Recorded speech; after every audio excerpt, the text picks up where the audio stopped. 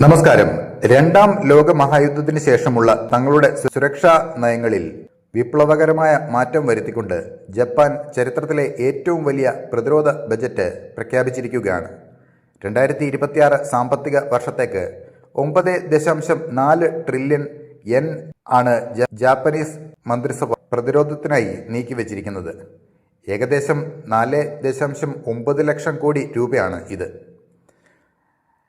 ജപ്പാന്റെ ചരിത്രത്തിലെ തന്നെ ഏറ്റവും ഉയർന്ന തുകയാണ്.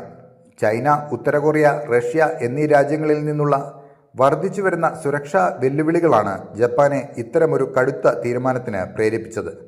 വെറുമൊരു സ്വയരക്ഷ എന്ന നയത്തിൽ നിന്ന് മാറി ശത്രുക്കൾക്ക് ശക്തമായ തിരിച്ചടി നൽകാനുള്ള ശേഷി കൈവരിക്കാനാണ് ജപ്പാൻ ലക്ഷ്യമിടുന്നത്. ഇതിനായി 1000 കിലോമീറ്റർ ദൂരപരിധിയുള്ള ടൈപ്പ് 12 സർഫസ് ടു ഷിപ്പ് മിസൈലുകൾ വികസിപ്പിക്കാനും ഹൈപ്പർസോണിക് മിസൈലുകൾ വാങ്ങാനുമായി വലിയൊരു തുക ബജറ്റിൽ വകയിരുത്തിയിട്ടുണ്ട്. സാങ്കേതിക വിദ്യയിലും ജപ്പാൻ വൻ മുന്നേറ്റമാണ് ലക്ഷ്യമിടുന്നത്.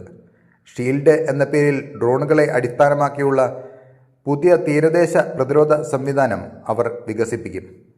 കൂടാതെ വ്യോമസേനയെ air and space self defence force എന്ന് പുനർനാമകരണം ചെയ്യാനും ബഹിരാകാശ സുരക്ഷയ്ക്കായി പ്രത്യേക വിഭാഗം രൂപീകരിക്കാനും ബജറ്റിൽ തീരുമാനമുണ്ട്. GDP-യുടെ 2% പ്രതിരോധത്തിനായി ചെലവഴിക്കുക എന്ന ലക്ഷ്യത്തിലേക്ക് ജപ്പാൻ ഇതോടെ അടുത്തെത്തി. ഏഷ്യൻ മേഖലയിലെ സൈനിക സന്തുലിതാവസ്ഥയിൽ ഈ നീക്കം വലിയ സ്വാധീനം ചെലുത്തും. ചൈനയുടെ ഏകപക്ഷീയമായ ആധിപത്യം തടയാൻ ജപ്പാന്റെ ഈ ശാക്തീകരണം സഹായിക്കുമെന്ന് കരുതപ്പെടുന്നു.